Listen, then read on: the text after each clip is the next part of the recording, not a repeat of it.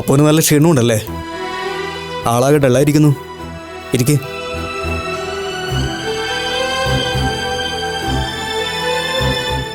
രണ്ടു ദിവസമായിട്ട് ഇത്തിരി പ്രശ്നങ്ങൾ, അതിന്റെ ക്ഷീണോ? ഞാൻ അറിഞ്ഞു, അമ്മ പറഞ്ഞു. പണിക്കർ സാറ് അത്യാവശ്യം നല്ല രീതിയിൽ തന്നെ കൈകാര്യം ചെയ്തു അല്ലേ? എവിടെ നോക്കട്ടെ. ആഹാ, ഇതല്പം കടന്നുപോയല്ലോ. അമ്മ ആ സമയത്ത് അവിടെ എത്തിയില്ലായിരുന്നെങ്കിൽ വക്കീൽ സാറിനൊരു ക്ലയന്റിനെ നഷ്ടമായേനെ. കയ്യിൽ നിന്നൊരു റീത്തിന്റെ കാശും പോയി കിട്ടിയാനെ. എന്തായിരുന്നു അച്ഛനെ ഇതിന് മാത്രം പ്രയോഗിക്കാനുണ്ടായ കാരണം? തൻ്റെ ഭാഗത്തുനിന്ന് അങ്ങനെ എന്തെങ്കിലും? നോ സർ,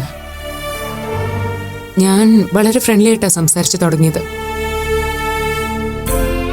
ഒട്ടും ഇറിറ്റേറ്റ് ചെയ്യോ പ്രകോപിപ്പിക്കുകയോ ഒന്നും ചെയ്യാതെ വളരെ നല്ല രീതിയിൽ തന്നെയായിരുന്നു ഞാൻ ബിപിയോട് കാര്യങ്ങൾ പറഞ്ഞത്. അപ്പോൾ സാർ എങ്ങനെയാണ് റെസ്പോണ്ട് ചെയ്തത്? ഐ മീൻ, പെട്ടെന്നൊരു പ്രകോപനം തോന്നി അപ്പൂനെ ആക്രമിക്കായിരുന്നോ അതോ?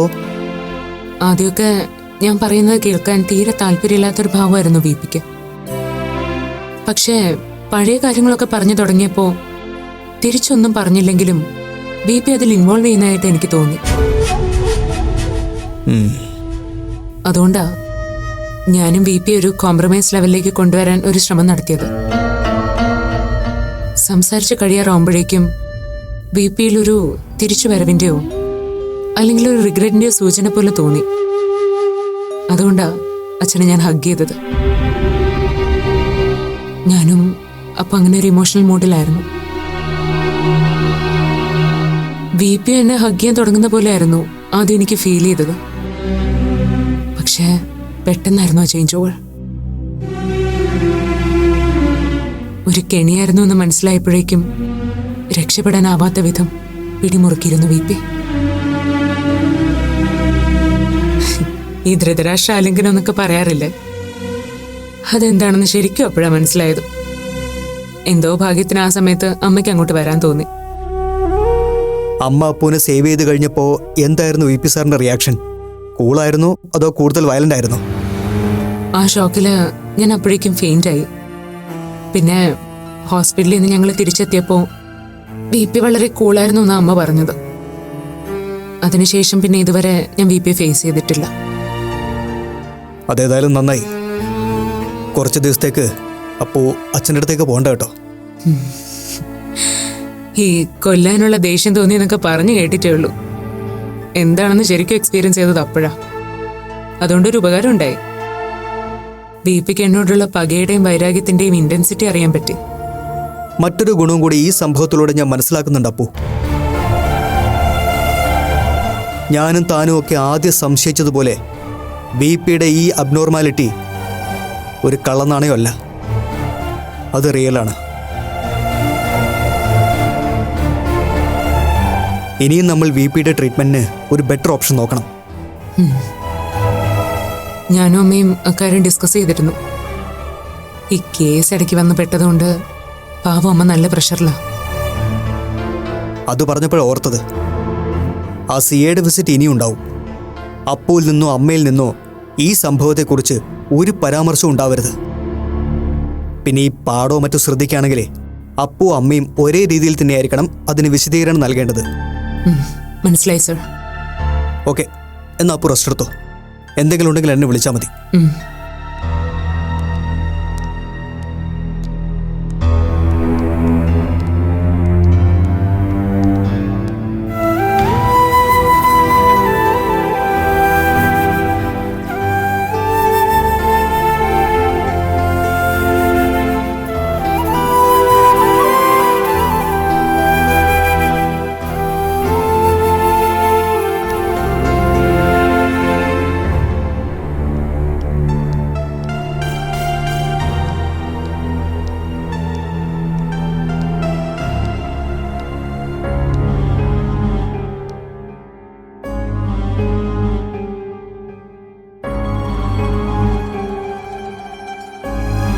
വി പിക്ക് അഗെയിൻസ്റ്റ് ആവാൻ സാധ്യതയുള്ള ഒരു ഡോക്യുമെൻസും അവരുടെ കണ്ണിൽ പെടരുത്.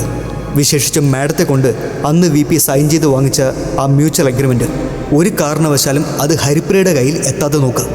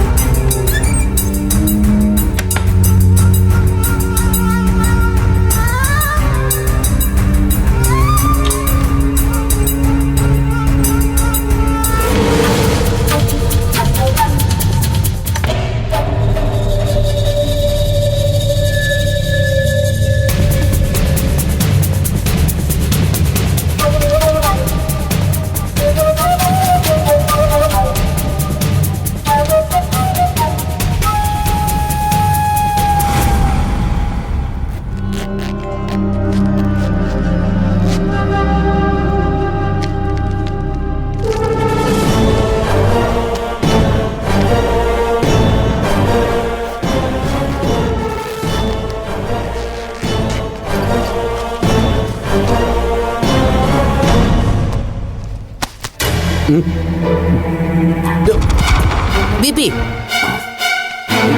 ഇത് വിപി എന്നെ കൊണ്ട് അന്ന് സൈൻ ചെയ്യിപ്പിച്ച എഗ്രിമെന്റാ. വിപിക്കെതിരെ ഇപ്പൊ പോലീസ് അന്വേഷണം നടക്കുന്നുണ്ട്. അതുകൊണ്ട് ഈ എഗ്രിമെന്റ് ഇവിടെ വയ്ക്കുന്നത് അപകടമാണെന്ന് വക്കീല് പറഞ്ഞു. അതുകൊണ്ടാണ് ഞാനിത് എടുത്തത്. ഇതിവിടെ വെച്ചേക്കണ്ട വിപി, നമുക്കിത് കളഞ്ഞേക്കാം. എന്താ?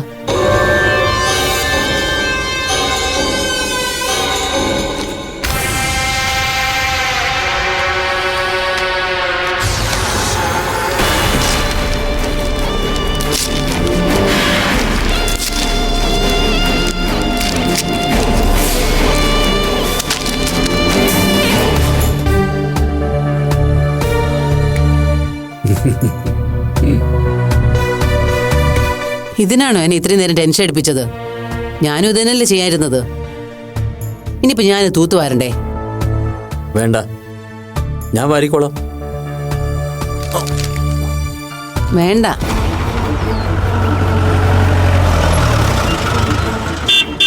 ഞാൻ വാരിക്കോളാം. ഞാൻ വാരാം. ആരോ വന്നു തോന്നുന്നു. ഞാനല്ലേ കീറിയത്. ഞാൻ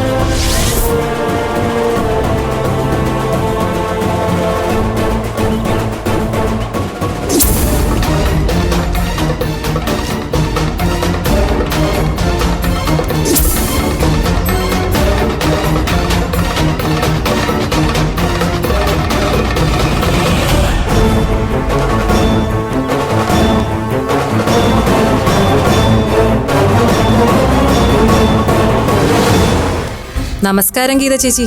നമസ്കാരം മാഡം. ചേച്ചി അകത്ത് നല്ല ജോലിയിലായിരുന്നെന്ന് തോന്നല്ലോ. ഞാൻ 1-2 പ്രാവശ്യം ഹോൺ അടിച്ചായിരുന്നു, കണ്ടില്ല. അതുകൊണ്ട് ചോദിച്ചതാ. സോറി, ഞാൻ റൂമൊക്കെ ഒന്ന് ക്ലീൻ ചെയ്യായിരുന്നു, അതാ ലേറ്റ് ആയത്. It's okay. അല്ല, ഞാൻ കരുതി ഈ വിസിറ്റേഴ്സിനെയൊക്കെ ഫിൽട്ടർ ചെയ്യാൻ വേണ്ടി ചിലർ അകത്ത് നിന്ന് ഗേറ്റ് ലോക്ക് ചെയ്യാറുണ്ട്, അതുപോലാണെന്ന് വിചാരിച്ചു. അല്ല, ഇവിടെ മെയ്ഡൊന്നുമില്ലേ? ചേച്ചി തന്നെയാണോ വാഷിങ്ങും ക്ലീനിങ്ങും ഒക്കെ ചെയ്യാറ്?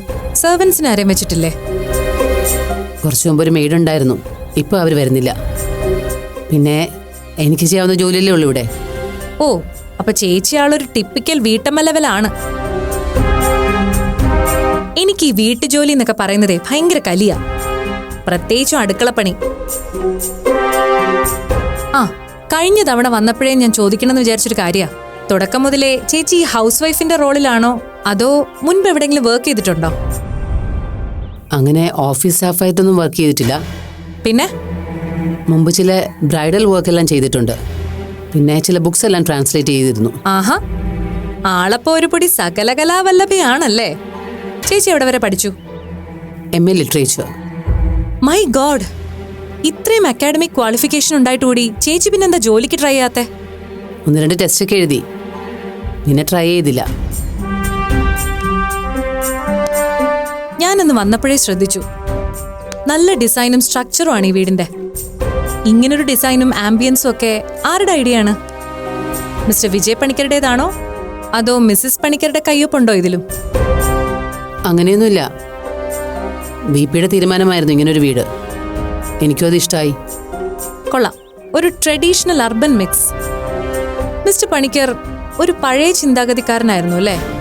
അല്ല, ഞാൻ ഉദ്ദേശിച്ചത് ഈ പഴയ തറവാട് രീതിയൊക്കെ ഫോളോ ചെയ്യുന്ന, എന്താ പറയാ, ഈ കാരണവന്മാരുടെ കൂട്ട്. സന്ധ്യയ്ക്ക് വിളക്ക് വെച്ച് പ്രാർത്ഥിക്കുക, ഉമ്മറത്ത് ഒരു ചാരുകസേര ലൈനൊക്കെ ഇല്ലേ, അതാ ഞാൻ ഉദ്ദേശിച്ചത്. VP അങ്ങനെയൊന്നും അല്ല.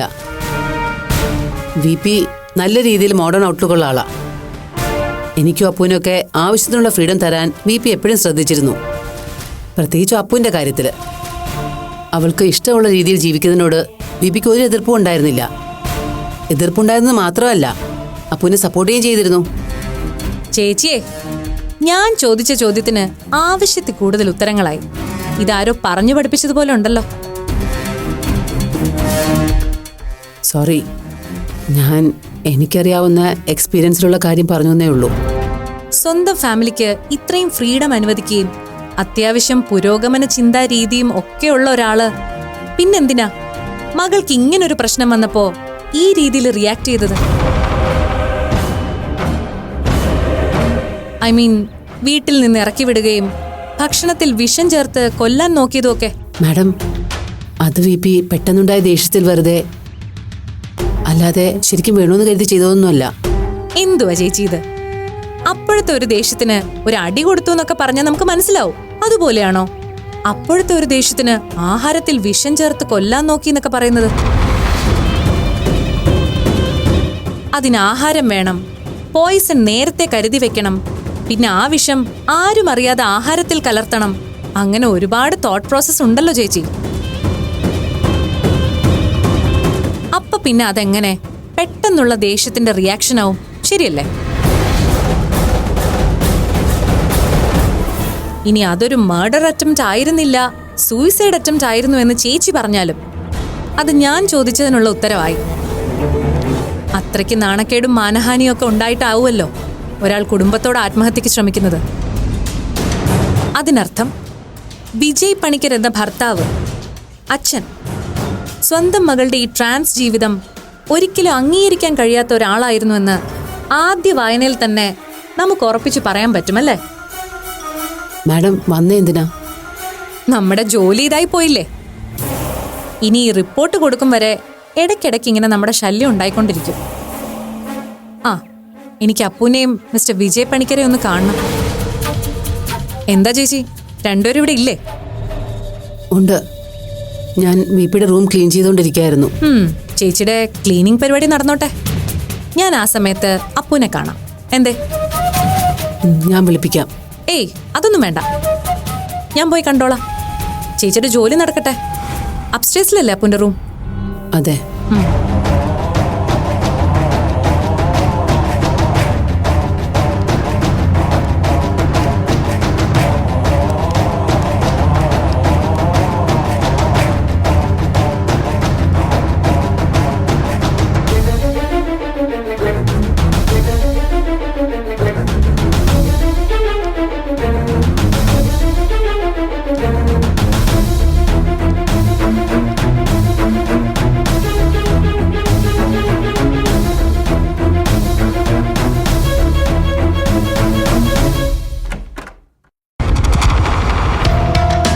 ഞാൻ വന്നത് അപ്പൂനൊരു ഡിസ്റ്റർബൻസ് ആയില്ലല്ലോ അല്ലേ?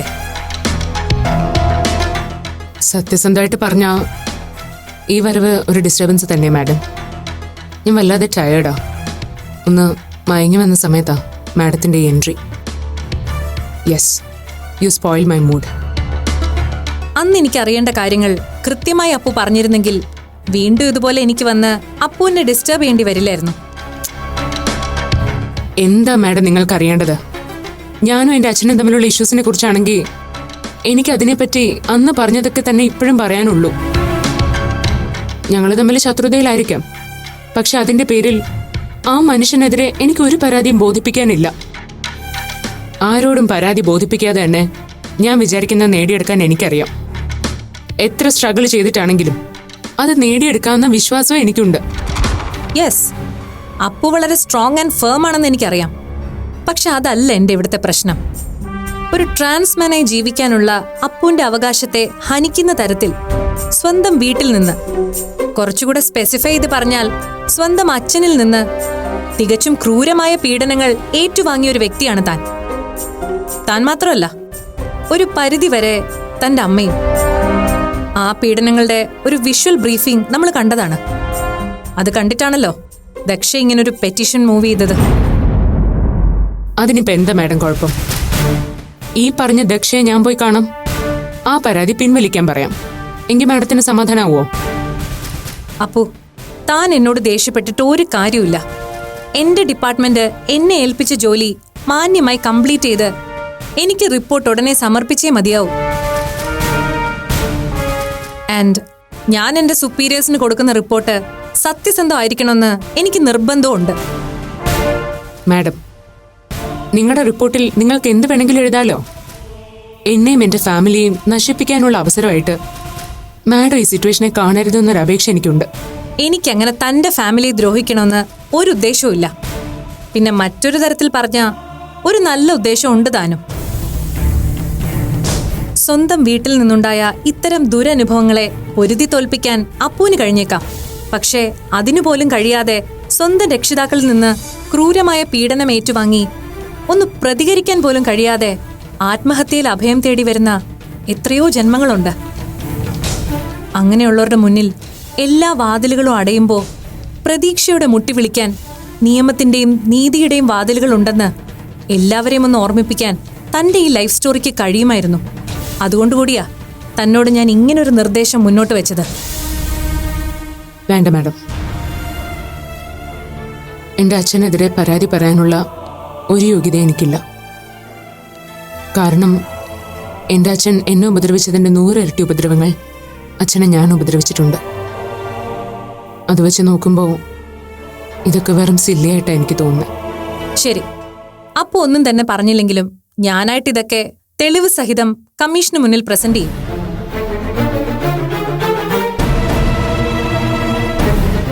അല്ല, ഇതെന്തു പറ്റി? അപ്പുവിന്റെ കഴുത്തിലൊരു പാടുണ്ടല്ലോ, നോക്കട്ടെ. എന്താടോ ഇത്? ആരെങ്കിലും ഉപദ്രവിച്ചതാണോ? ഏയ്, ഒന്നുമില്ല. നോ, ഒന്നുമില്ലെന്ന് പറഞ്ഞ് അങ്ങനെ ഒഴിഞ്ഞു മാറിയാൽ എങ്ങനെ Appu? Madam please live me. എന്നെ ആരും ഉപദ്രവിച്ചിട്ടില്ല. പിന്നെ ഇതെങ്ങനെ ഈ പാട് ഇവിടെ വന്നു എന്ന് മാഡത്തിന് അറിഞ്ഞടങ്ങുമെന്ന് വാശിയുണ്ടെങ്കിൽ ഞാൻ പറയാം. ഇന്നലെ ഞാൻ അവിടെ ഒന്ന് സ്ലിപ്പായി, കഴുത്ത് ചെന്ന് അവിടെ ഒന്ന് ഇടിച്ചു. അതിന്റെ പാടാ ഇത്. ഇനഫ്? മതിയോ? ഇനിയെങ്കിലും ഒന്ന് പോയി തന്നൂടെ madam, please. Okay, relax Appu, relax. ഇനി അധികം നിന്ന് ഞാൻ അപ്പുവിന്റെ മൂഡ് സ്പോയിൽ ചെയ്യുന്നില്ല. Okay, see you, take rest.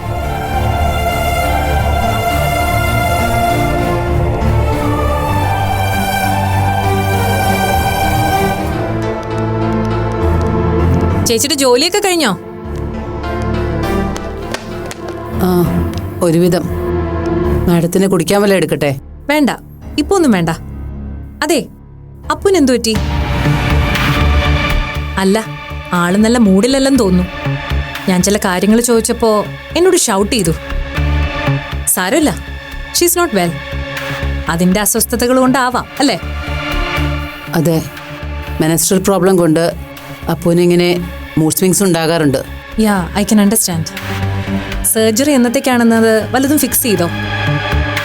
Exact date തീരുമാനിച്ചിട്ടില്ല, എന്നാലും ഉടനെ ഉണ്ടാവും. ഒരർത്ഥത്തിൽ അപ്പു ആഗ്രഹിച്ച സർജറിയാണിതല്ലേ? അതിന്റെ പേരിൽ അച്ഛനും മോളുമായി ഇപ്പോഴും നല്ല ക്ലാഷ് ഉണ്ടല്ലോ. ഇല്ല മാഡം, അപ്പുവിന്റെ സർജറിയുടെ കാര്യമൊന്നും വിപിക്ക് അറിയേയില്ല. അത് വെറുതെ. എന്നിട്ടാണോ ഇന്നലെ അതിന്റെ പേരിൽ അച്ഛനും മോളും തമ്മിൽ വഴക്കുണ്ടായത്?